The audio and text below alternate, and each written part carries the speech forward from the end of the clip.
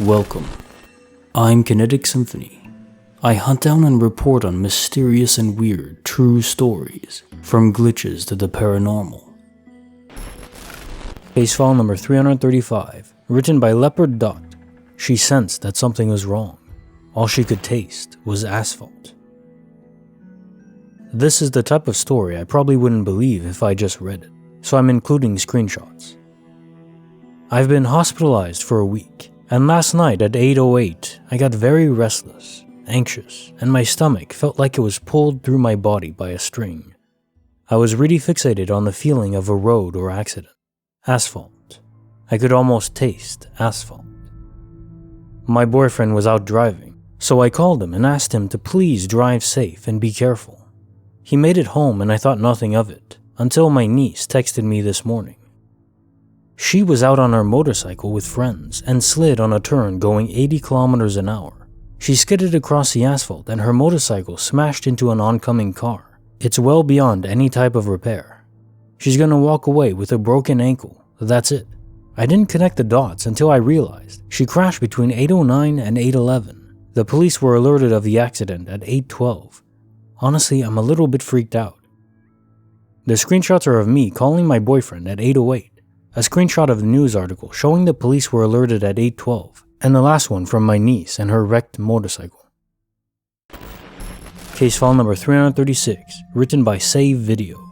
A class repeating itself, but no one notices. I'm in culinary arts. We're watching a video about knife cuts. I remember most of this video word for word.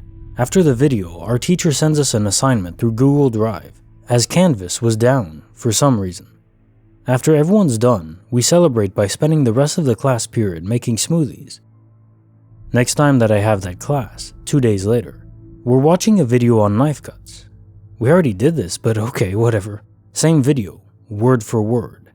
I'm just kinda surprised nobody called it out. After that, we do an assignment for the video. For some reason, Canvas was down, so the teacher sent it via Google Drive. I'm very confused. Nobody says anything about doing the assignment before, so I look for the copy I did yesterday to show the teacher. But it doesn't exist. Nobody has the old assignment, and nobody's done this assignment before. What the fuck? I'm freaking out, but I don't say anything. I'm kinda the quiet kid. You know what we did after the assignment? We made fucking smoothies. What the hell happened? Case notes. Alright, so not too much to say here, it's probably a time loop. But hey, look on the bright side. You got to have smoothies twice. Not bad. Case file number 337, written by Wrathful Vengeance 13. This one is all about caulking. You have to make sure to seal those cracks. And hey, you never know. Maybe it'll be evidence of a glitch in the Matrix. I have a workbench in my garage that I built myself. A 3x6 frame with 4x4 legs. A mild steel top bolted down with a thin backing to keep crap from falling down the back and to hold tools. After putting the mild steel plate down, I realized tiny parts could fall in between the back, between the cracks. So I caulked it. Fast forward 2 years. No freaking caulking. I kid you not. There was nothing. Clean. No evidence anything was ever there. Hell, you'd think after 2 years some dust or tiny nuts and bolts or anything would have fallen back there. There just wasn't anything. I thought to myself, well, I might have to go get some caulking because the one I used was the last one I had, and I specifically remember putting a bolt on the end to save it, and then taking said bolt out to use it for something else. Look around and sure as hell, the caulking gun, which I had recently cleaned and hung back on the tool rack, was sitting there with the caulk in it, with the bolt on the other side of the garage. What the actual fuck? I did, however, have a near-death experience recently, and I'm thinking I died in that timeline and reverted to a similar one that didn't have caulking. Case file number 338, written by ZBug13. A tattoo shop made the world go silent. I live in a fairly small town where everything is in close proximity to everything else. I had plans with my friends on this particular day, but I also wanted to spend time with my dad, so I had breakfast with him and then planned to walk up the road to the Starbucks to meet with my friends. When I left the restaurant and started walking, the town was normal. People walking around, a few cars buzzing by, etc. A man passed me on the sidewalk, and at that same moment, I stopped next to a tattoo shop to send a text, and I felt everything go dead silent. I looked up from my phone and saw nothing. No cars, no people. The man who had just passed me was nowhere to be seen. Not a single bit of sound anywhere. I turned a full 360 degrees a couple of times, stepped forward, and the world seemed to resume. A car whizzed by, a bike bell rang, people talked on patios, everything. All these things in extremely close proximity to where I was just standing. I definitely should have heard them. I still don't understand what happened that day, and I haven't brought myself to go back to that tattoo shop. Case file number 339, written by That's What I Do. 1. Guardian Angels in Suits. This was in 2014 or 2015.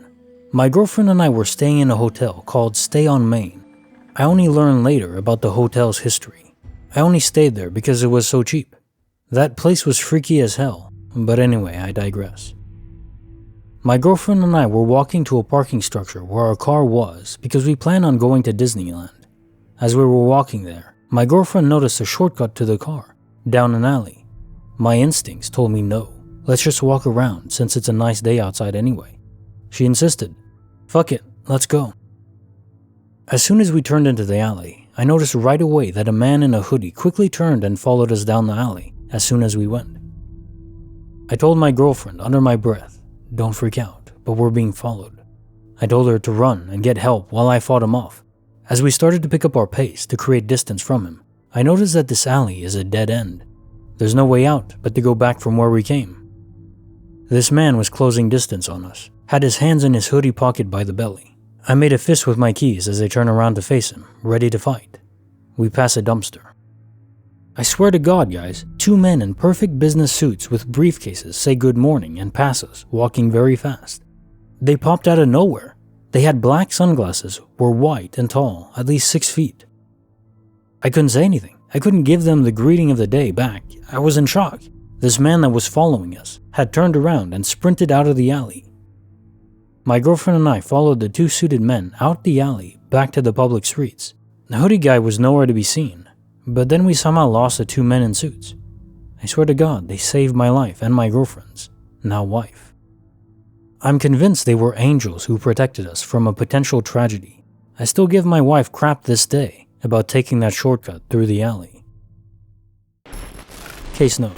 So this reminds me of a movie where angels in suits were directing the life of someone, directing them to fall in love with another person. Or no, I think they were trying to keep them apart. I don't remember what the movie was called, but this gave me vibes of that, like angels planning out our life.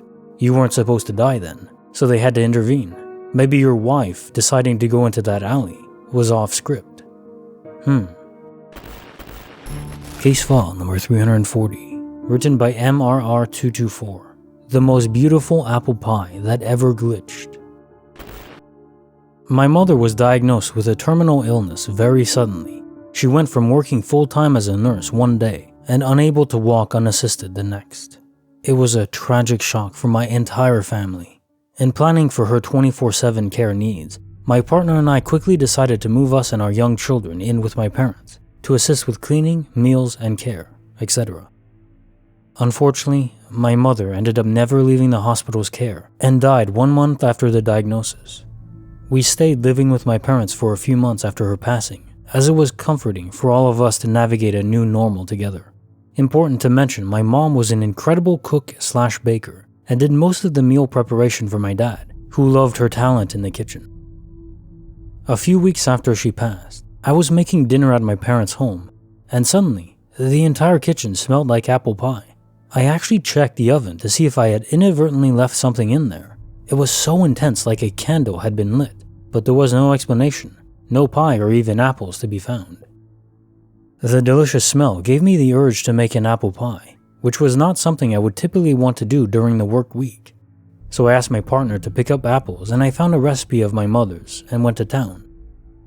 When my dad came home and discovered there was an apple pie, he became emotional and told me he had been craving apple pie that day and almost called my mom to request one.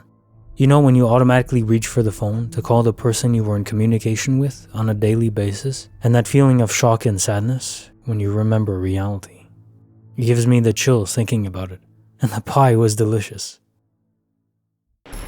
Case notes. All I can say is that I'm touched reading this.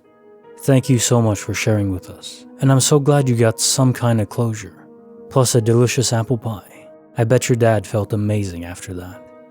Beautiful.